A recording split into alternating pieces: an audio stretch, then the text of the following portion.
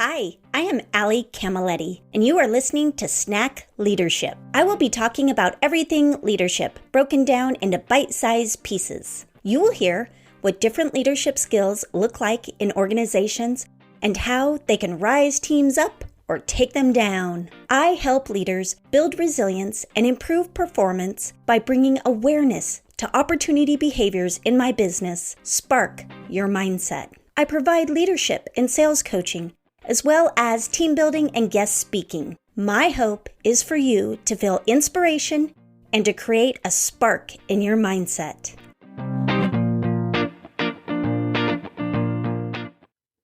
Hi everyone, today we are talking about manifesting. So manifesting is the ability to make something happen by imagining it and consciously thinking that it will happen. I was thinking back of when I first started this ritual of manifesting, and I would say it has been probably about 15 years that I have been implementing this into my life and how I live. So I found this really cool article by Health News, and it's the science of manifestation. They say, through our brain's ability to build and learn new ways of adapting to change and past mistakes, scientists have found that the manifesting can be a reliable way to reach our goals. They explain how manifestation is on a scientific level and how your brain can be conditioned to learn and adapt to new ways of thinking to achieve your goals. So really, what is manifestation? According to them, manifestation is bringing the outcomes you desire into reality, right? Manifestation happens when you combine strong intentions, feelings, and beliefs with sufficient action to make a desired outcome real, says Dr. Tara Swart, the lead neuroscientist and psychological advisor of To Be Magnetic, an online platform for those wishing to learn the science and practice of manifestation. So manifestation works by connecting our goals to our actions, by reframing our minds to connect more deeply to our thoughts through a process called neuroplasticity. Neuroplasticity is the ability of the brain to grow, change, and adapt throughout life. This process helps develop life skills that allows us to grow and become more independent as we age. Neuroplasticity occurs in stages and is said to be the most active during childhood and teenage years. So what this looks like is 0 to 2, walking, talking, using the bathroom independently. Teenage, like 12 to 25 years, relationship building, taking ownership of their learning, and development of reproductive communication skills. So Schwartz believes we can train our brains to adapt, grow, and learn throughout our whole life, though. One study found evidence that the brain is malleable and cognitive function could be increased and trained with more demanding tasks and challenges throughout our lifespan. So when we manifest new goals, our brain starts to learn to adapt and change to allow us to meet those goals. Being optimistic is also essential for those who want to learn to manifest. However, the practice of manifestation is not just thinking things into existence, but rather having fine-tuned goals and implementing steps to achieve these goals every day. Manifesting is when we use an optimistic outlook and implement practical tools and measures to achieve our goals or desires. So there's a difference between optimistic and manifesting, though. Being optimistic is having the attitude that our outcome of a specific goal or project will be excellent or desirable. There are no actions behind being optimistic, other than the fundamental assumption or hope that the result is positive. In a study on optimism, researchers studied non-optimistic, optimistic, and highly optimistic people and observed them while they invested in the stock market. Surprisingly, those who were highly optimistic and invested in higher risk stocks ultimately produced poorer results than those with midline optimism, who were more careful in their investment choices and quite possibly used practical tools to help aid in their decisions. So we set goals for our manifestation journey. One is being specific. Get honest about your goals and what you want. Set specific goals and be as detailed as possible. I'm going to use my adoption because it was probably my biggest manifestation that I've experienced in my life. And one, I had to get into action, right? I needed to invest in a adoption agency in order to create this manifestation that I was looking for. Something that was really important to me is I wanted a newborn. I really wanted the whole experience of having a child. Obviously, I wasn't able to birth on my own, but I wanted to experience that child from the very start. And so I invested in an adoption agency that specifically focused on newborns. And it was where the birth mom chose you. And it was an open adoption that was in line with our values. The next was visualization.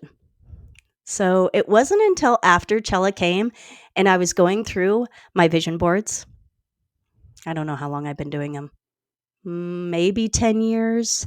And I usually keep them. They're kind of scattered everywhere, though. I don't just have one file with all my vision boards.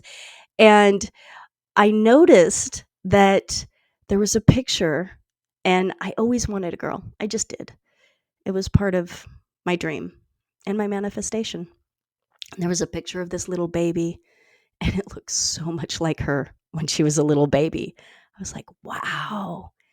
And then the pictures of the little girls and what they look like. They look like her. The other is talk your goals into existence. I was very clear with what I wanted. I journaled. I talked to friends about what I wanted. And I was like, oh, I'm open to anything, but I kind of want a girl, right? I really did want a girl. The other was believe in your goals. This was hard at times. This really challenged me at times, but I just kind of always knew that this is what I wanted and I was going to get it. And I had multiple friends that were in our same adoption agency that ended up deciding to go a different direction after a couple years. I waited 4 years. And what would happen is we would have to do a new home study and reinvest financially every 2 years into the organization for the continuing of the adoption process. And some of them would get frustrated and they just didn't have patience. And I don't blame them. And I can't imagine what my life would be like without her. But not everybody followed through with it and was willing to wait that long. I mean, obviously, I'm an older parent. She came in when I was about 44, 45. And yeah, some days I'm like, whew, boy, that was a long wait. And these gray hairs are flying. But all the steps are said what really helps your brain's capacity to implement new learning through neuroplasticity and ultimately help you reach your goals through manifestation. So achieving your goals through manifestation. Raised awareness. This is recognizing unconscious behaviors or actions that have been done in the past and enable you to understand how to redirect or change them.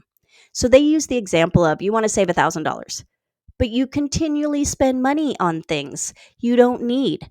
You are less likely to learn to save.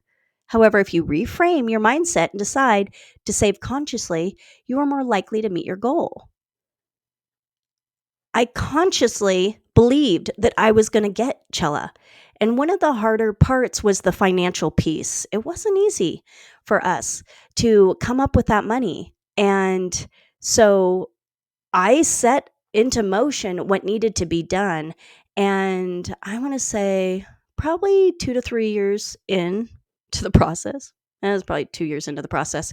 I made sure that we had a line of credit based on the home so that when it happened, we had the ability to write the check because that check was written within the same day of getting her.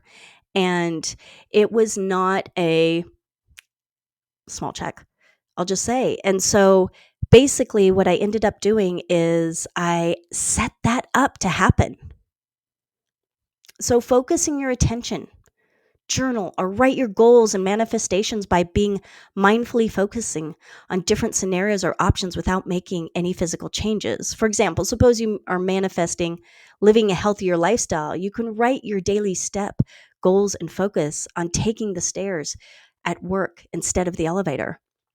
One of the other things I did is I worked with a woman, Eileen Locke, and we did 30 days of manifesting, which I loved.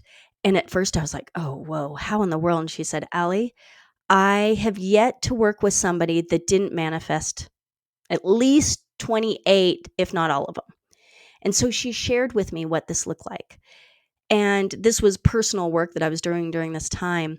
And an example would be feel love.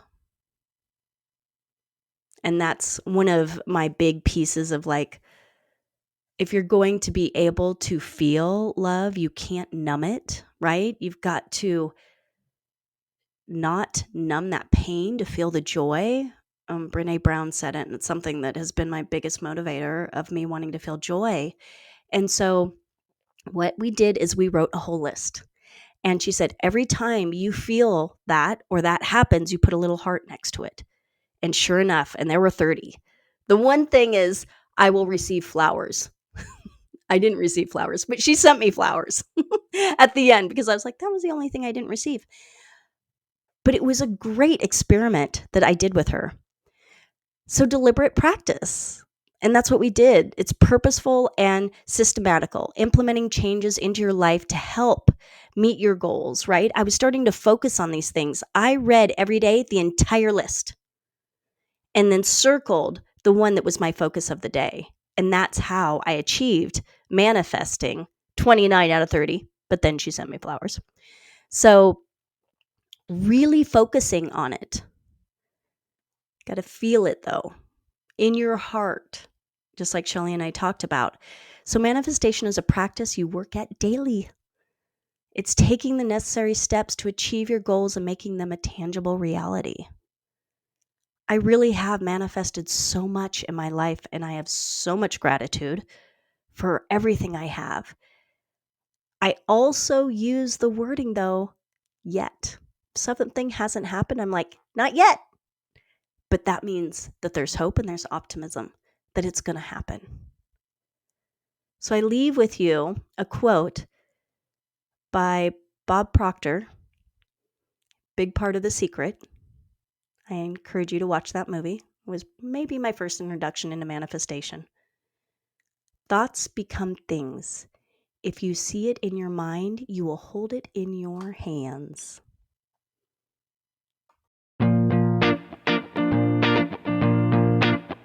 Thank you for tuning in to Snack Leadership.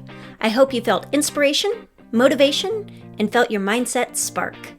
Snack Leadership is recorded and produced by myself, Ali Camilletti, and music by Shireen Amini.